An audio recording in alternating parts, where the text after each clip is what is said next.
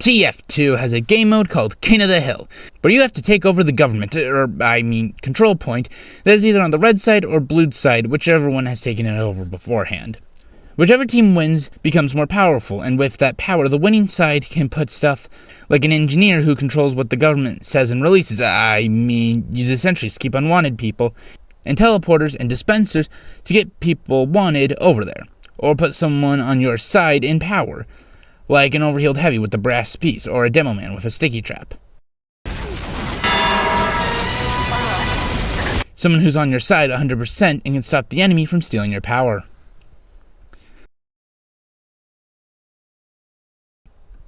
Scout's a fun guy. His main gimmick is that he's fast, so Blue's faster spawns but longer walks make him better because he can go faster while still getting the quicker spawn points. And he can cap the payload twice as fast as others. So Scout is clearly made for attack-io.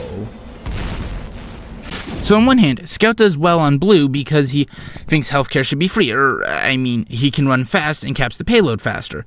But on the other hand, Scout should go red because he wants less gun control. He doesn't want to get turned into Swiss cheese by an AI gun. So our friend Scout here has to pick between two teams, both having themes that he likes and dislikes about them. So he has to pick what he thinks is best out of the two, but will never be 100% happy and can't voice his opinion. Scout doesn't really like either side, but there's no one other.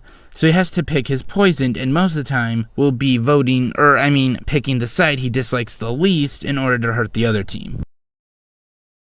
So Badwater's a pretty good map, other than this spot on the second point, where there are no flanks for Blue, meaning that Red has an easier time defending because they don't have to watch their back from scouts, spies, or other flankers.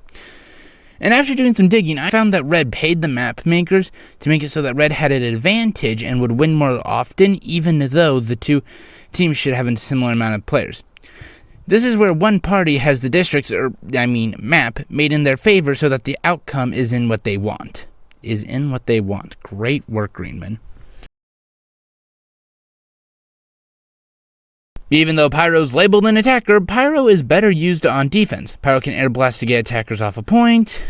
They often come to the Pyro, so Pyro can ambush them much easier, and Pyro's friends with Engineer.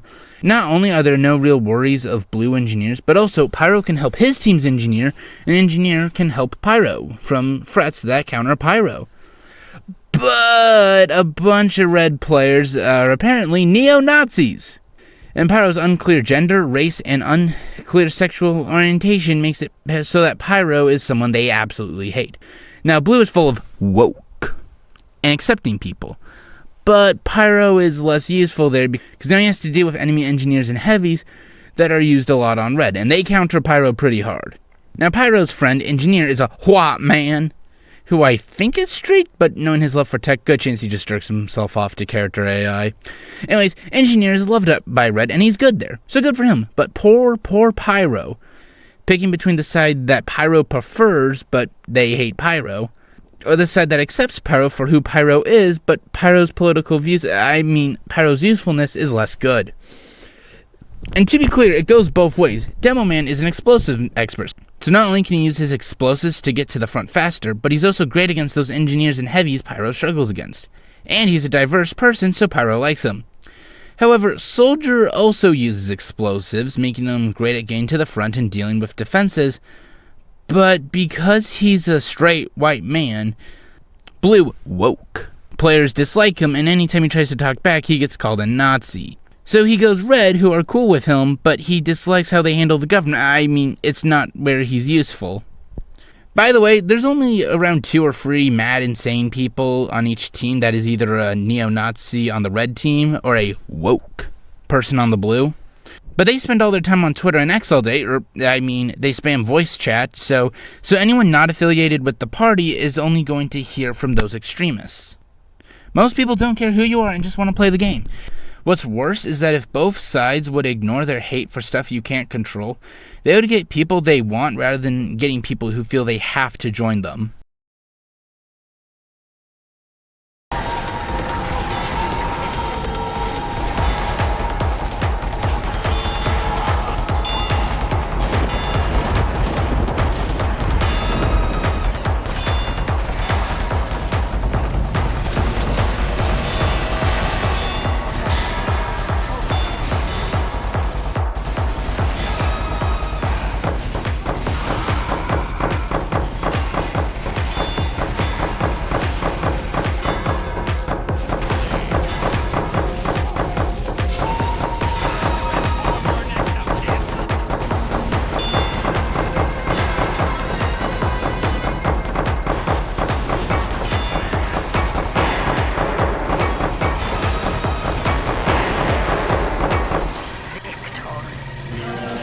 That was cool, right? Well, no, it's not. I had a cheat on that didn't let me die, and I'm playing against bots. But you saw how I didn't make the information clear, and how I gave the idea I'm really good by showing footage that was not real. Or it was, but it was heavily cut to make it seem like I'm better than I am. I didn't lie, I just left out parts that would have changed your opinion. That's how editing clip montages work. Everyone hates health insurance. Wait, no, snipers. Everyone hates snipers. They say they're a support to help you, but they just kill people. Doctors hate them, people on red hate them, people on blue hate them. And when you try and get back with lawsuits, by getting up close, they have the Gerardian bushwhacker, or as I like to call it, money and the best lawyers on the planet, so that they can cut you down and go back to ending lives. Again, everyone hates health insurance. Snipers.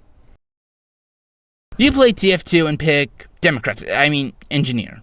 You play him and you like him. But when you try out other classes, you dislike their non-care for social movements and thoughts on the economy, you miss your buildings and want to go back to the left, hard hat. You start to watch left-wing YouTubers, you start to watch Uncle Dane videos, but you don't watch anyone else, and you don't watch non-political, non-engineer videos. Now, jump scare! The government is making an election, Valve's making an update. Yeah, right. And wants your votes, thoughts. Well, you're going to vote for the left, you're going to talk about how the direct hit needs nerfs while the short circuit and Thompson need buffs. Well, you got stuck in an echo chamber where you just hear what you want to hear and don't hear any other points. You stick with engineer and never see any of the good Republicans are doing. The other classes. Hey, I want to give a quick heads up. I just used Democrats. I had to pick one of the two political extremes. But it goes the other way. You can read a bunch of Republican stuff and only believe in Republicans and not believe in Democrats. It goes both ways. Abortion. Do you support it? Yes or no? Easy question. Soldier. He's an easy class. You had a rocket launcher, shotgun, and a good old shovel. Well, you don't have to jump in order to get good height, but you hurt yourself, but you take less damage if your rocket only hurts you. Plus 10. Plus, trade the shotgun for the gun boots to take less damage from the rocket jumps. But aiming for the feet is better because soldiers rockets have splash damage. Now you can rocket jump in order to get the high ground, and splash damage says you want the high ground because that means you can aim at the feet. If they have the high ground, and you have to hit them, and thanks to your rockets having to take time to go through the air, this is a bad thing, you have to aim ahead and think about where they're going to move. You also have to manage the fact that your ammo as a soldier takes on reload, and the more rockets he's losing. You also have to manage the fact that you as a soldier has to reload more times the more you shoot. Lastly, if the enemy is close, your rockets will deal self-damage at a normal rate, so swap your shotgun or melee to not get yourself killed, unless you're using gun bows, in which you'll take less damage. As you can see, abortion is a lot simpler than a yes or no. Soldier seems like a really simple class, but when you look at it, there's a lot to cover. Plus, they both kill babies. Engineer's a good class. Can use the military, his sentries to keep foes at bays. His all-giving economy, dispenser, that heals everybody and does not give any more than needed. He even tells people what jobs they'll have, he uses his teleporters in order to get his team where where they want. But everyone gets healed by the dispenser, and it never goes above the strict health limit.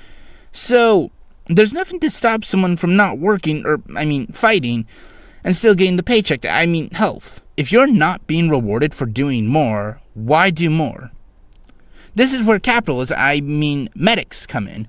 They only heal one person, the best, and can even overheal. Rich people, medics, can heal people who are doing well and bring them to the same level of power as they have. But this gives medics full power over who they heal. And they might just heal whoever does what they say rather than who might be the best choice or who needs it most. There's, no real good answer here. Okay, jokes aside, the clear answer in TF2 is just to have an engineer and medic, so medics can heal and support the classes like Demo, Heavy, Soldier, or even Pyro on the front lines, while engineer can use his dispenser to heal snipers, pybros, and scouts. In real life, I don't know if anyone has the answer. Politicians, spy. He's an a-hole. He acts as your best friend, being all nice and like he'll help you, and promises to help out taking out the people who are connected with Epstein, killing the enemy team.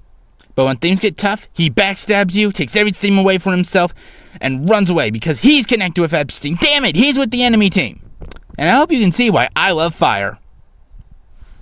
Don't do arson.